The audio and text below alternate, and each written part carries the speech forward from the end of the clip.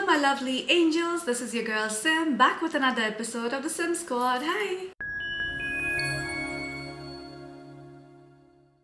Today I'm gonna do a super quick record because I have like commitments at work that I need to fulfill. It's all outdoor stuff today, like lots of outdoor stuff, which usually is not part of my job, but today I have to because we are in some crisis mode, so I can't disclose more, but like yeah, I need to get going very quickly, so I'm going to do a very quick, or try at least to do a very quick review.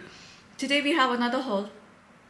These are all again PRs, all of them. For everybody who's new on my channel, please be rest assured that I will never ever, even if it's a PR, I'll be very genuine, very honest, and I'll let you know exactly how I feel about the perfume. So let's start with the first one, and this is again from French Avenue. I think this is one of the last few ones that I have from them. This is called Ighwa. The box is like bigger than my head. Comes with like a sleeve. And this is what I'm saying about their packaging, right? The French Avenue packaging is like something else. And then you open it like a cabinet.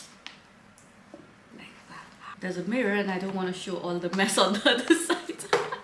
So yeah, it's a mirror. I'm gonna show it like this, yeah. And then, by the way, it literally feels like it's made out of wood or something. It's very heavy. And then this is the bottle. So classy and so pretty. Ighwa is a cheaper perfume, and on Fragrantica it's only got 4. It retails for $55 for a 100 ml bottle.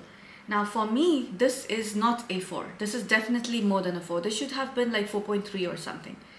As a matter of fact, like the more it dries, okay, so it opens very cheaper, right? It opens very citrus, woody, slightly spicy, followed by everything magical that makes up YSL Tuxedo. So this is an inspiration for that. It's not exactly the same, but it's very close. Probably the closest one I've smelled so far. It does not smell cheap. You know why? Because all the animalic ingredients in this, they're not cheap smelling at all. Usually the Tuxedo dupes or inspirations, I don't enjoy them at all. This is an exception. If you're looking for an upscale, classy version of Tuxedo, go for Ighwa.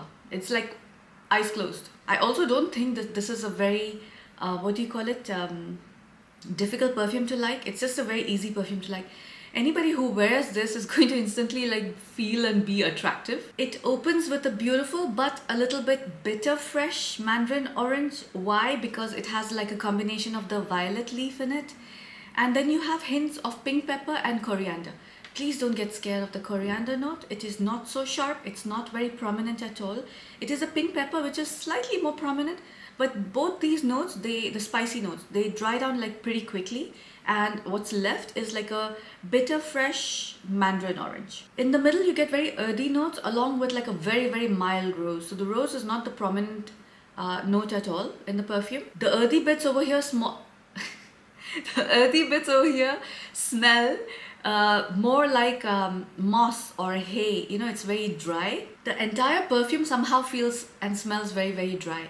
Like in the dry down you start getting amberous notes along with vanilla, which rounds up the perfume, gives it a little bit of sweetness. But then that's when the leather comes in, but the leather is so mild, so toned down, so beautiful. And it's that leather that makes this perfume smell very expensive and upscale, because it does not smell like cheap leather. It does not smell like an overpowering leather. That's what I'm saying. For everybody who actually enjoyed the Tuxedo, the OG, you know, you will like this one because this one is more feminine leaning in my opinion. Unisex, but definitely feminine leaning, because that leather is not too prominent. Mildly sweet, softly bitter, slightly animalic, earthy, amberous vanilla perfume. That's what is Ighwa. Smells like a gift from Gaia herself. Like, am I ovulating or something? Because this perfume is like really doing something to me. I really like this perfume. It's stunning. It's a 10 out of 10. Let me like just say it. And as a matter of fact, today I'm gonna wear this. I have a feeling that this bottle is gonna like, you'll see that, you know, with some of my bottles you see like a huge dent. This is going to be one of them. It's perfectly unisex in my opinion, but I do feel this will smell better on a woman. You know, it leans slightly feminine. I don't know. Tuxedo is supposed to be a proper unisex perfume, but like for me, this one especially is a little bit feminine leaning. This is an evening wear suitable for all weather. Does it have a Middle Eastern vibe? Maybe like mildly, like it does feel like something from Middle East, but not really, like it's almost there. The projection is 2 feet, the longevity is 7 to 8 hours. I already told you my rating for this, it's a 10 out of 10. The celebrity I wanted to assign this to was like, I thought let me give this to a masculine person, but who has like feminine traits as well. Think Adrian Brody. Think of him, how he is. Like I guess he would smell something like this. The color perception for this one is lindworm. No, I did not know the name of the this particular color, but I had to look it up and find out what this color is called. The temperature I would say is cool and the presence is quite bold. Let's move on to one from Paris Corner. I feel like if there's no Paris Corner perfume in a haul, it's not a complete haul. This is the last one. Actually, yeah, probably this is the last one from the PR I had received, especially after that last gathering we had for the UAE influencers over here. This was my most anticipated one. Actually, Vous Este was one of them, and then this one as well. Marshmallow Blush, I was not that excited for because I'm not too much into candy perfume, but this is like right up my alley. The moment you see the purple color and this kind of bottle, know that it'll be a perfume I will like. So this one is called Farah or Farah. It's an oriental vanilla fragrance. I'm not too sure if it's launched yet or not, but I will put the price and details for it in the description if it already has. This smells like the perfect mix of Initio's narcotic delight plus side effects. The top notes for this are rum, saffron, middle notes of cinnamon and cedar, and the base notes of vanilla and tobacco. It is definitely a new obsession unlocked. I'm telling you, maybe I'm ovulating or something. I don't know. Every perfume is smelling good to me. Anyways, this opens definitely with like boozy fruits along with like a strong black pepper, pink pepper vibe. Neither boozy fruits nor pink pepper or black pepper is listed, but I can smell it. I find the opening of this perfume is so addictive, so beautiful and addictive. The rose comes in like pretty quickly, which is also not listed.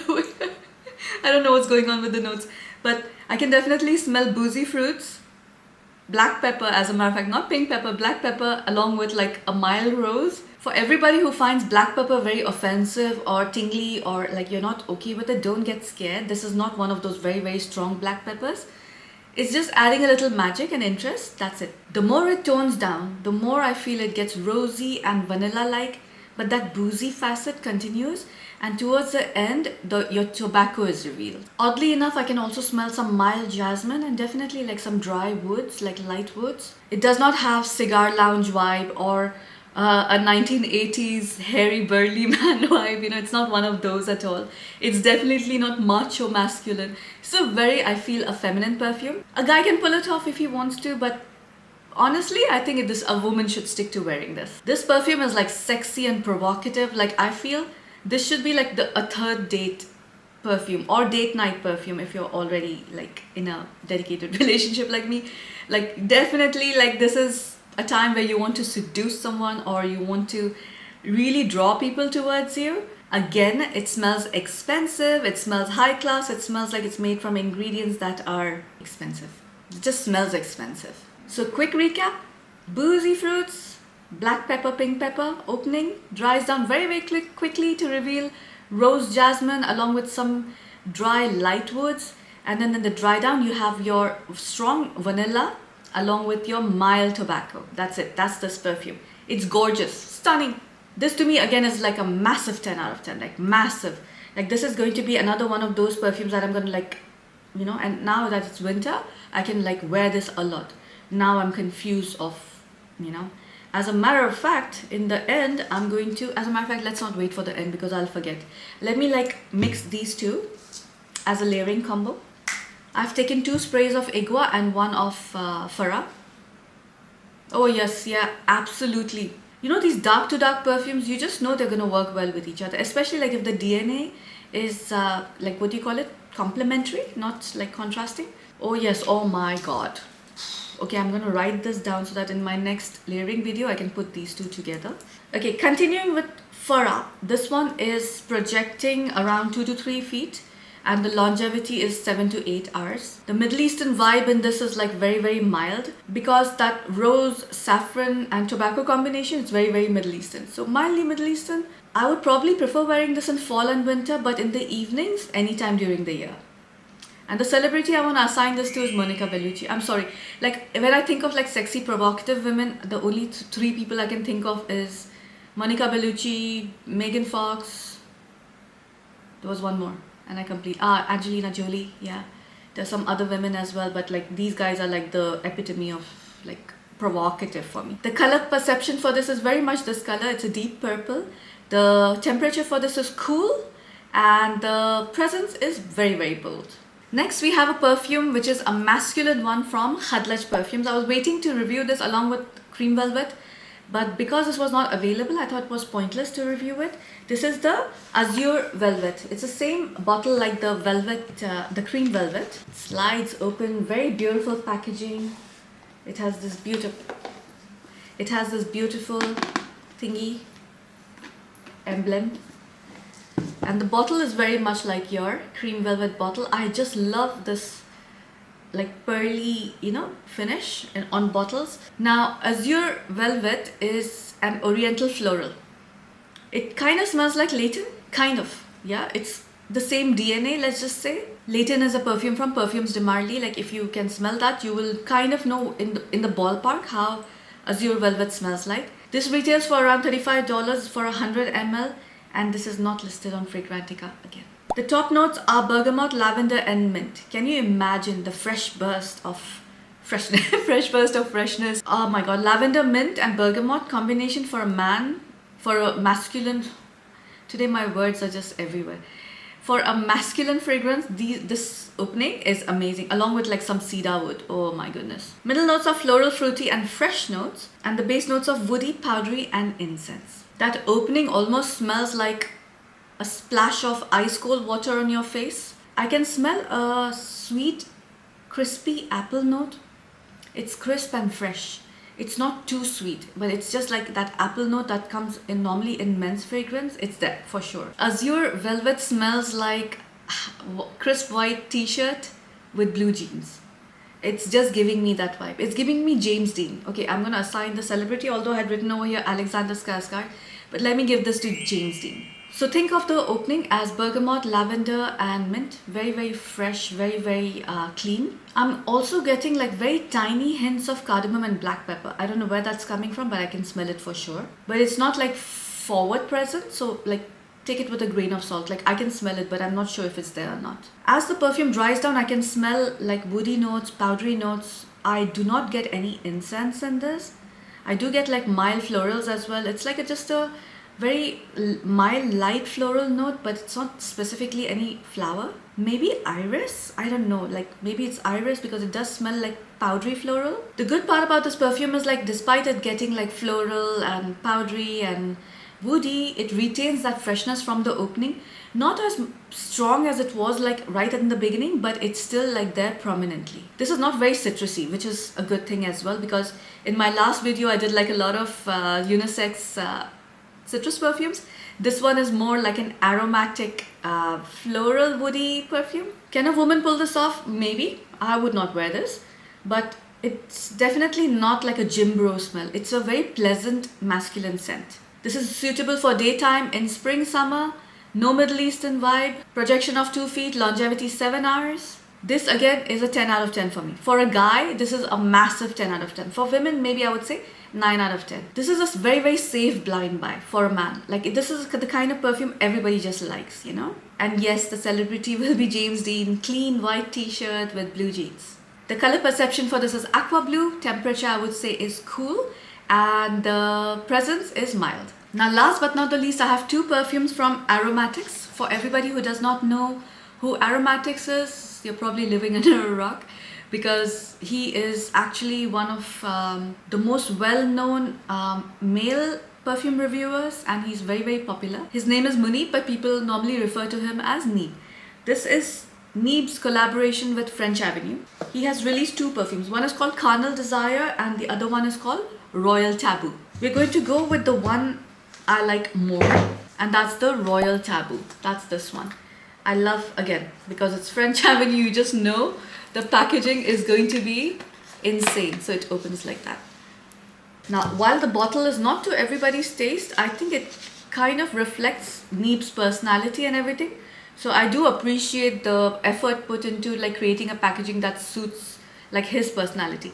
Also, the feel of the bottle is like stone. It feels like rough and like as if it's carved out of some stone. I know this texture, but like it's there, but not there in my head. This is a woody oriental that's got 3.98 on Fragrantica, which I feel is very, very unfair. I feel like this one should have gotten at least 4.2 or 4.3. The price for this is US dollar 60 for 100 ml. So people are comparing this to Tobacco Vanille by Tom Ford, like kind of like it's the same genre, I would say, not even the same DNA. Okay, it's kind of there, yeah, the same genre, I would say. And Creed Centaurus. Let me tell you the notes for this. The top notes are cardamom, benzoin, cinnamon, and amber. I'll dissect the perfume for you. So you do smell the cardamom. Cinnamon, barely there, but you do smell the amberous vanilla smell that comes with like benzoin. In the middle, you get tobacco, cashmere wood, jasmine, and heliotrope. For sure, like very, very clean florals, very clean non-indolic florals, along with animalic notes of cashmere, but it's not like very, very strong. It almost comes in like a cold suede note. And then you have a tobacco over here again, which is not too strong. I'm loving the fact that people are adding tobacco to perfumes and the tobacco is not the dominating note. In the base, you have tonka bean, patchouli, dry woods, and vanilla. So yeah, the dry down is a little earthy, along with like that sweetness of vanilla and tonka bean. By the way, I don't know Muni personally, so I have no reasons to be biased, yeah. I'm giving you my absolutely honest review on these perfumes. Thank goodness this is a unisex perfume because I will definitely be wearing this. I actually like the Royal Taboo more than the Carnal Desire, and I'll tell you why once I get to the Carnal Desire. There's something very beautiful in the opening. I think that's what sold me on this perfume. It starts like with this cardamom but earthy note, but it's also like minty mentholy at the same time, although there's none of the notes over here indicate like there should be an aromatic note in here, but it does smell like an earthy note mixed with cardamom and some other aromatics like frankincense or myrrh. It's going in that direction, but it's cold. Woody ambery notes with tobacco reveal itself in the middle along with the vanilla.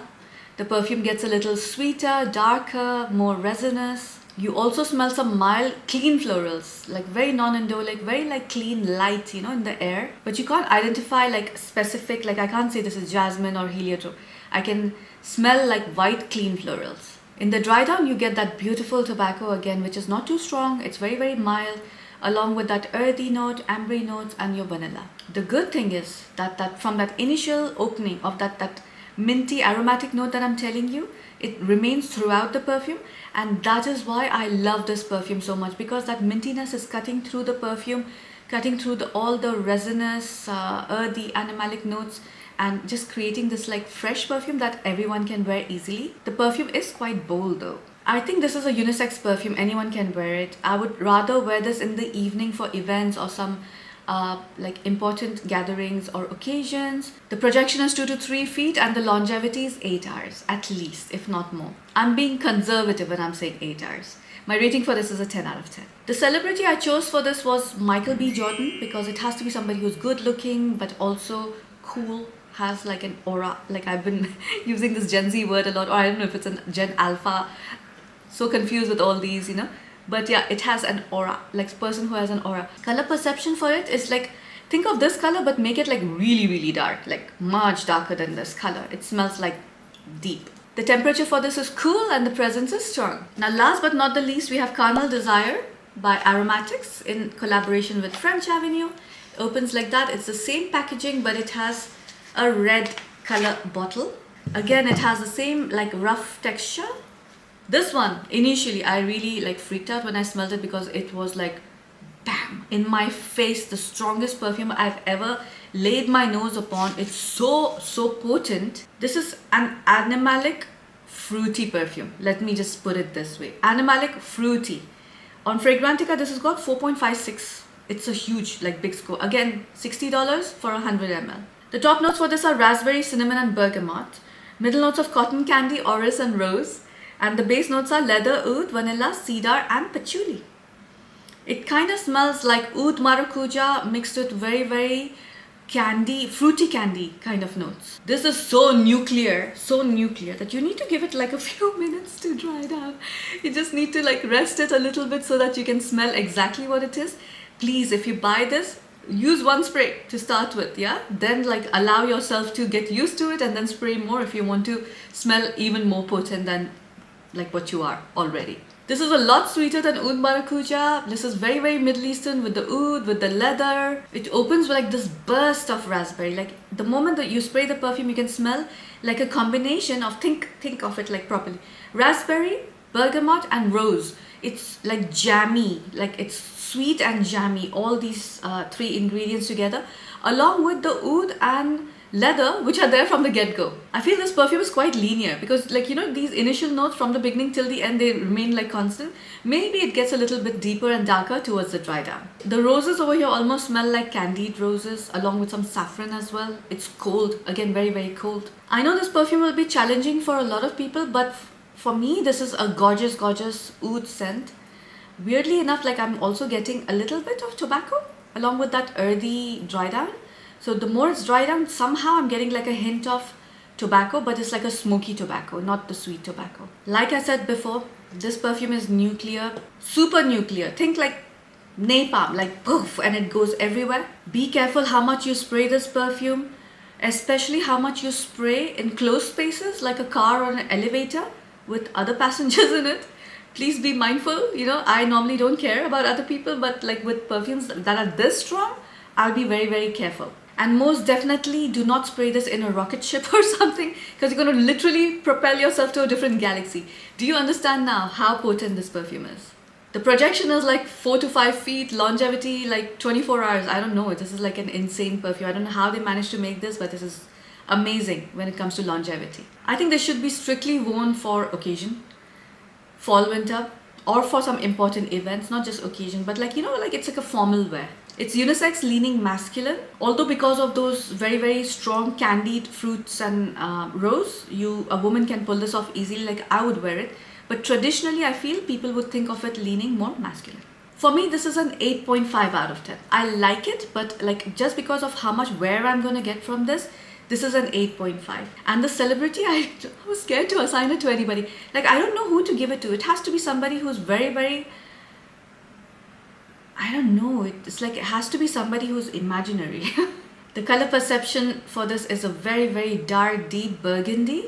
The temperature is cool and the presence is super, super bold. That's it, guys. I did it. I reviewed like, I said I'll do a quick one because I have to go to work because I have a lot of commitments. But I took my own sweet time. Although brands are sending it to me as PR, like I don't want to take perfumes for granted. I want never to take you guys for granted. Like I want to explain it like very, very deeply and properly and as close to what I'm smelling as possible so that you can actually imagine how each perfume smells like. I know I add like a lot of unnecessary elements like the temperature, the presence, the color perception, but it helps some people. It might not help everybody.